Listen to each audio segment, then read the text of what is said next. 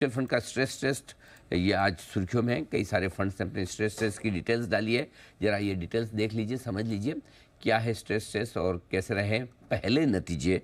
आशीष हमारे साथ है बताने के लिए। आशीष बताइए। सर, बाजार को देखिए, दरअसल थोड़ी सी चिंता हो रही थी रेगुलेटर्स को कि मार्केट में अगर ज़्यादा रिडम्पशन आते हैं म्यूचुअल फंड्स में तो एएमसीज किस प्रकार से इसको हैंडल कर पाएंगे, और इसी के लिए जो है स्ट्रेस टेस्ट लाया गया है। एवरी 15 डेज में ये स्ट्रेस टेस्ट जो है पब्लिश किया जाएगा, और फिलहाल के लिए अगर आप देखें तो पता लगाया जाएगा कि 25% और 50% अगर ये अपना पोर्टफोलियो लिक्विडेट करते हैं तो इसमें कितना समय लग सकता है। तो आपको कुछ बड़ी एएमसीज बताता हूँ।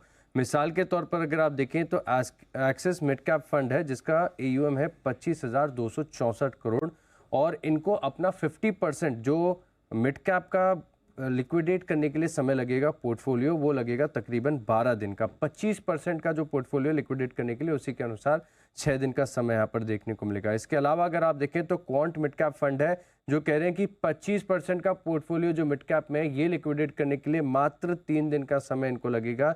6 दिन का समय लगेगा 50% ऑफ पोर्टफोलियो के लिए। एडलवाइस मिड कैप फंड ये कह रहे हैं कि सिर्फ 1 दिन का समय चाहिए 25%। हालांकि यहाँ पर एयूएम भी थोड़ा सा कमी है, और साथ में 50% के लिए 2 दिन लगेंगे। सिमिलरली अगर आप देखें तो स्मॉल कैप के लिए जो डेटा निकल कर आ रहा है, आप क्वांट स्मॉल कैप फंड को देखें तो जिसका एयूएम है 17,332 करोड़, ये बता रहे हैं कि 50% लिक्विडेट करने के लिए इनको समय लगेगा 22 दिन का। 11 दिन का समय लगेगा 25% पोर्टफोलियो लिक्विडेट करने के लिए।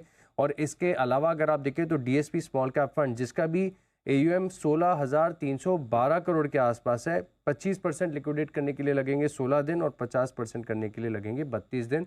ओवरऑल एवरी 15 डेज में लेटेस्ट डेटा के अनुसार ये डेटा पब्लिश आगे जाके किया जाएगा।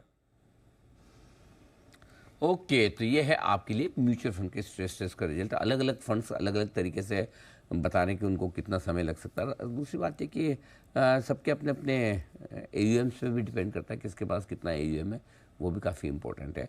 लेकिन इसी पर हमारा कवरेज जारी भी रहेगा, आगे भी हम इस पर बात करेंगे। जरा एक बार सिद्धार्थ सेरानी साहब की भी राय ली जाए इस टेस्ट पर। सेरानी साहब, जो नतीजे आ रहे हैं पहले स्ट्रेस टेस्ट के, कैसे देख रहे हैं सर आप? देखिए अनिल जी, ये तो एक क्योंकि किस पे कौन से म्यूचुअल फंड की कहाँ पे क्या होल्डिंग है और उसके डेप्थ क्या है उसके ऊपर पूरा स्ट्रेस टेस्ट किया गया है। बट मैं मानता हूं कि ये जो स्ट्रेस टेस्ट आ रहा है ये डेफिनेटली एक ओवरऑल पर्सपेक्टिव से एक मतलब टेंशन देगा मार्केट को कि भाई 15-15 दिन, अगर 20-20 दिन 25% पोर्टफोलियो निकालने में लगेगा तो डेप्थ इनके जो स्टॉक्स में है वो कम है। हाउएवर मैं मानता हूं कि ये ओवरऑल पर्सपेक्टिव है, स्टिमुलेशन किया गया है, सिमुलेशन वाला स्ट्रेस टेस्ट है।